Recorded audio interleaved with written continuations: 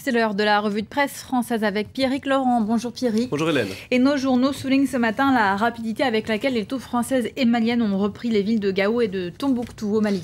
La guerre éclaire dans le Sahel, titre le Figaro.fr, avec cette carte qu'on va voir où l'on peut voir que le territoire reconquis en moins de 3 semaines est déjà assez vaste. Voilà, on le voit, donc c'est toute la partie au nord du Mali, la partie en vert, et on s'aperçoit aussi que les combattants islamistes se sont sans doute repliés vers l'extrême nord-est, donc la partie toujours orange, une région montagneuse baptisée l'Adrar des Iforas.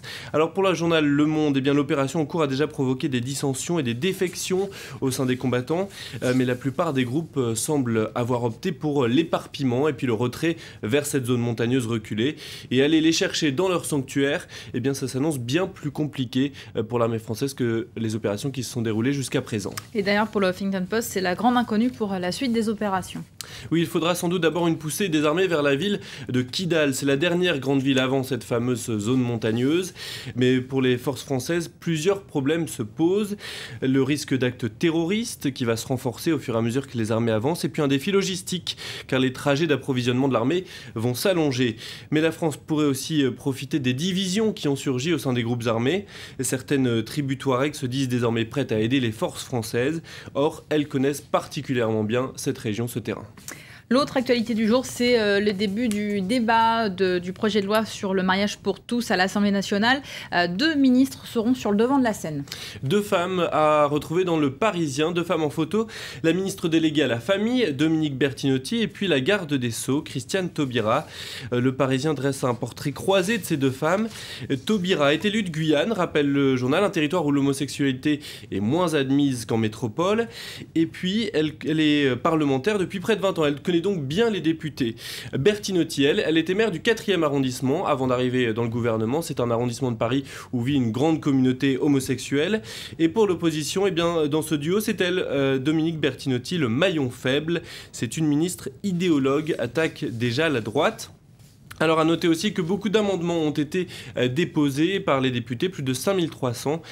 C'est presque autant que pour la réforme de la Sécu en 95, regardez, mais c'est beaucoup moins que pour la réforme des retraites en 2003. Direction à présent le Japon. Libération s'est rendue à Fukushima quasiment 2 ans après le tsunami qui avait provoqué une catastrophe nucléaire. Oui, c'était en mars 2011. Et sur place, eh bien, les autorités se sont lancées dans un grand chantier de décontamination. Des liquidateurs, c'est comme ça qu'on les appelle, arpentent des quartiers vides pour décaper les maisons, mais aussi la nature, armée de pelles ou de jets à haute pression. Ils retirent bien, de la terre, des feuilles, ils nettoient les façades. Objectif, éliminer les éléments radioactifs et permettre à la population de revenir d'ici 2014. Alors pour beaucoup d'ONG présentes sur place, c'est un objectif totalement illusoire, car en fait les particules radioactives ont infiltré la terre, les cours d'eau, et à la moindre averse, eh bien, elles réapparaissent sur les sols.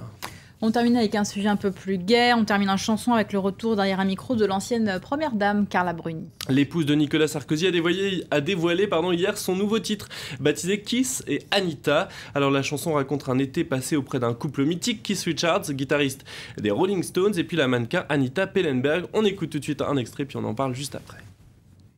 Mais moi je ne suis pas là, non. Je suis chez Keith et Anita. C'est le petit matin, mais on n'est pas couché, ma foi. Quelqu'un se roule un joint.